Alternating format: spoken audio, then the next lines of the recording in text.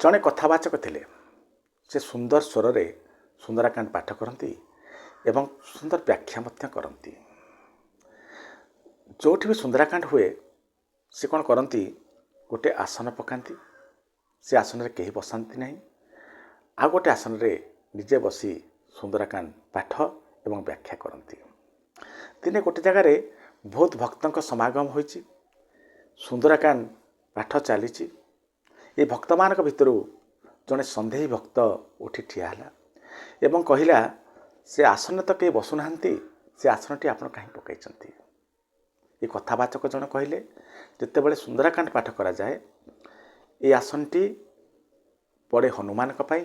ହନୁମାନ ଆସନ୍ତି ଏଠାକୁ ଏବଂ ବସନ୍ତି।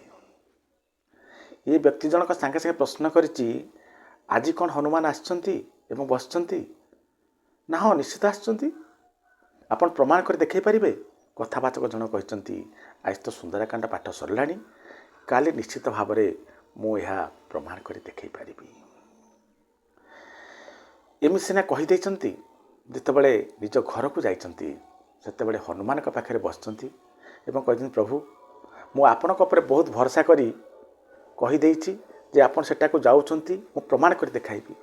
ହେଲେ ଏହା ମୋର ସାଧନ ବାହାରେ, ଯାହା କରିବେ ପ୍ରଭୁ ଆପଣ ହିଁ କରିବେ। ଏହା ପରଦିନ ଯେତେବେଳେ କଥା ଆରମ୍ଭ ହୋଇଛି, ସମସ୍ତ ଲୋକ ଉତ୍ସୁକତାର ସହିତ ଅନେଇ ବସିଛନ୍ତି ଯେ କଥାବାଚକ ଆଜି ସିଦ୍ଧ କରି ଦେଖାଇବେ ଯେ ହନୁମାନ ଏଠିକି ଆସୁଛନ୍ତି ବୋଲି। କଥା ଚାଲିଛି, ମଝିରେ ପୁଣି ସେ ବ୍ୟକ୍ତି ଜଣକ ଉଠି ଠିଆ ହୋଇଛନ୍ତି, କହିଛନ୍ତି, ହନୁମାନ ଆଜି ଆସିଛନ୍ତି? ନା ହଁ, ନିଶ୍ଚିତ ଆସିଛନ୍ତି। ଆପଣ ସିଦ୍ଧ କରି ଦେଖାଇ ପାରିବେ? ନା ମୁଁ ସିଦ୍ଧ କରିବି କ'ଣ? ତୁମେ ନିଜେ ଯାଇ ସେ ଯେଉଁ ଆସନକୁ ଟାଣିକି ଦେଖ। ଏମିତି କହିଛନ୍ତି ଏବଂ ଆଖି ବନ୍ଦ କରିଛନ୍ତି ଏବଂ ଭଗବାନଙ୍କୁ ଧ୍ୟାନ କରିଛନ୍ତି, ପ୍ରଭୁ ମାନ ରକ୍ଷା କରନ୍ତୁ। ଏ ଭକ୍ତ ଜଣକ ଯାଇ ଯେତେବେଳେ ସେ ଆସନକୁ ଉଠାଇବାକୁ ପ୍ରୟାସ କରିଛନ୍ତି, ଆସନକୁ ହଲେଇ ପାରିନାହାନ୍ତି। ଏହାପରେ ଆଖପାଖରେ ଯେତେ ଭକ୍ତ ଥିଲେ ସମସ୍ତେ ଆସି ନିଜ ତରଫରୁ ପ୍ରାଣପଣେ ଚେଷ୍ଟା କରିଛନ୍ତି ସେ ଆସନକୁ ଉଠାଇବା ପାଇଁ।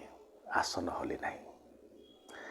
ଏଇଥିରୁ ସମସ୍ତେ ଜାଣିଗଲେ ନିଶ୍ଚିତ ଭାବରେ ହନୁମାନ ଏଠିକି ଆସୁଛନ୍ତି ଏବଂ ବସୁଛନ୍ତି। ସମସ୍ତେ ଲମ୍ବ ହେଇ ଗୋଡ଼ ତଳେ ପଡ଼ିଗଲେ, ଭଗବାନଙ୍କୁ ସ୍ମରଣ କଲେ ଏବଂ ହନୁମାନଙ୍କର କେତେ ଶକ୍ତି, କେତେ ସାମର୍ଥ୍ୟ ସେଦିନ ଜାଣିଗଲେ ଏବଂ ଜାଣିଲେ ଯେଉଁଠି ସୁନ୍ଦରାକାଣ୍ଡ ପାଠ ହୁଏ ନିଶ୍ଚିତ ଭାବରେ ହନୁମାନ ସେଠାକୁ ଆସନ୍ତି।